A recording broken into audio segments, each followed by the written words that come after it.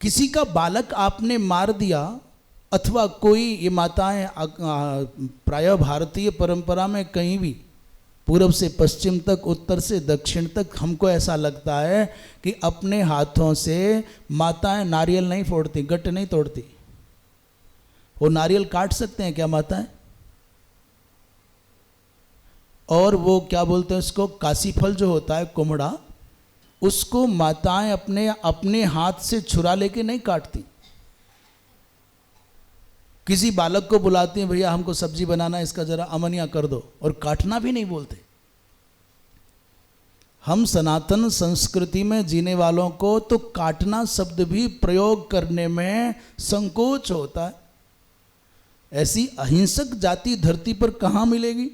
तो बोले जिसने जीवन में पहले कभी बालक के वध में योगदान दिया, किसी फल का छेदन किया, वो मृत वत्सा होती है, अर्थात उसके बालक जन्म लेते हैं परंतु जन्म लेते ही मर जाते हैं।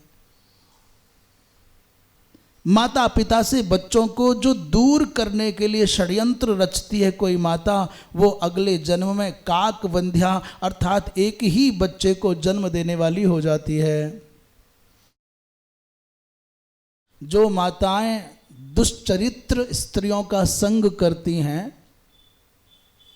सदा बाचाल और परनिंदा करने वाली माताओं का संग करती हैं जो माताएं, बोले वो कन्या प्रजा, केवल उनके जीवन में कन्या ही कन्या होती हैं। इसलिए हीन चरित्र वाली माताओं का संग नहीं करना चाहिए। जो माताएं किसी के गर्भ को नष्ट करने का परामर्श देती हैं अथवा किसी का गर्भ गिरवाती हैं, उनको अगले जन्म में गर्भस्रवा होना पड़ता है, उनको संतान नहीं होती, गर्भ उनके अपने आप गिर जाते हैं। इस प्रकार की जो अनेक अनेक प्रकार की संतति प्राप्ति में बाधाएं हैं, उन बाधाओं का निदान, माने किसी कोई मृतवत्सा है, कोई काकवंध्या है, कोई स्रवित गर्भा है, ये दोष हो गए, संतान हो नहीं पाती।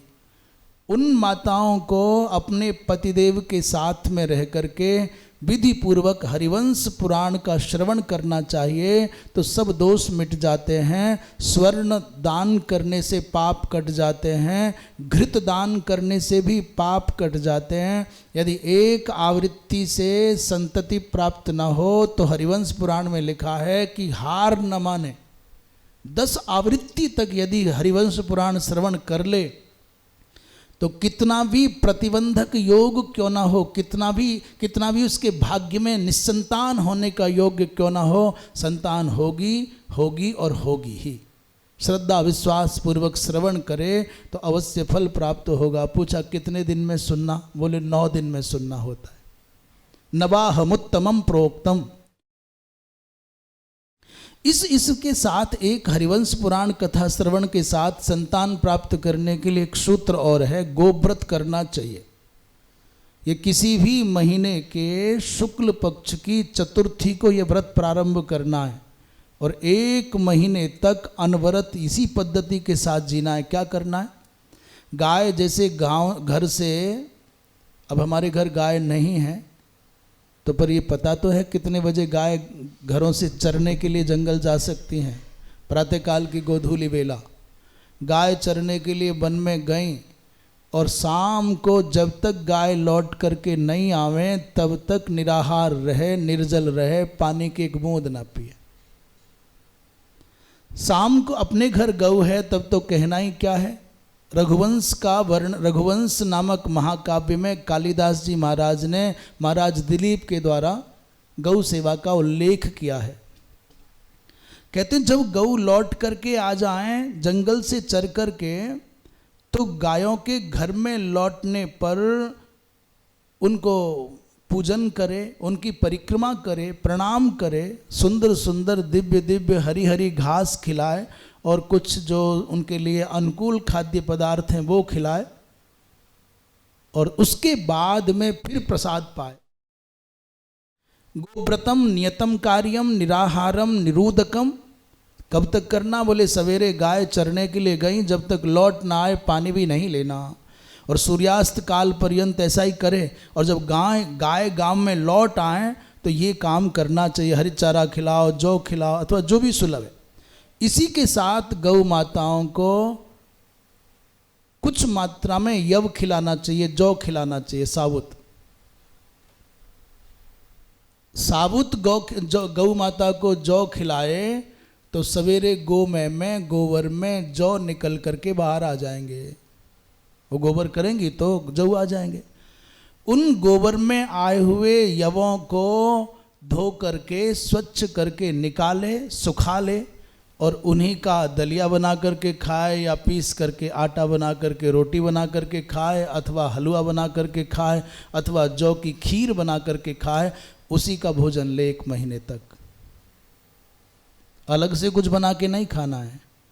इस व्रत को भरतलाल जी ने 14 वर्ष तक अखंड किया था।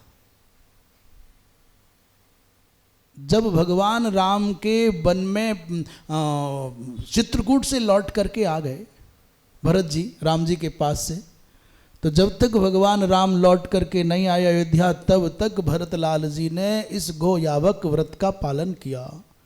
गौ माताओं को जौ खिलाना और वो जौ साबुत गौ माता के गोमय में आ गए, उसका प्रक्षालन करना, शोधन करना और सुखाना और फिर उनको दलिया बना करके जिस रूप में खाना।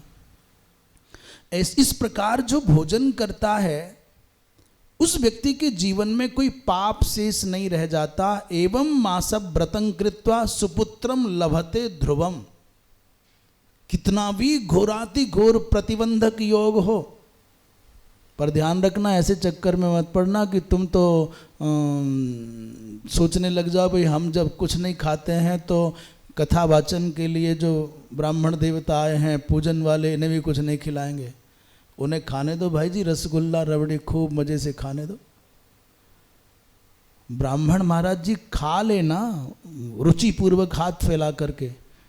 तो मुझे ऐसा, हमारे मन में ऐसा भाव आता है। आता क्यों है? क्योंकि शास्त्रों में लिखा है एक बार को पवित्रता पूर्वक यज्ञ कुंड में दी गई आहुति का फल भले ही देर से मिले, परंतु प्रसन्न होकर के ब्राह्मण खूब आनंद से तुम्हारे द्वारा अर्पित प्रसाद को पाले तो उसका फल मिलते देर नहीं लगेगी। भगवान अनेक बार भागवत आदि ग्रंथों में, पुराणों में कहते हैं ना हम तथाद्मि यजमान हविर विताने। यजमान कोई विधि पूर्वक यज्ञ कुंड में आहुति दे तो ऐसा प्रसन्नता पूर्वक उसको नहीं पाता जितना प्रसन्नता पूर्वक ब्राह्मण के मुख में जब घृताप्लुत वो जो एक एक कौर जाता है और वो खाते खाते आनंद का अनुभव करता है, आंखें खिली होती हैं रोम रोम हर्ष से, तो वो ब्राह्मण नहीं होता प्रसन्न, रोम रोम उसका नहीं खिलता।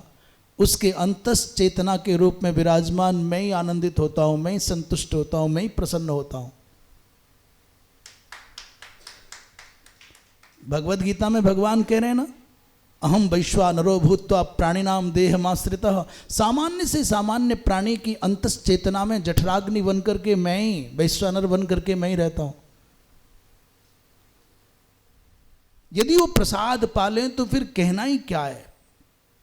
इसलिए कथा श्रवण करना हरिवंश पुराण की और 1 महीने तक इस व्रत का पालन करे तो कहते हैं ध्रुव निश्चित रूप से संतान होगी ही होगी।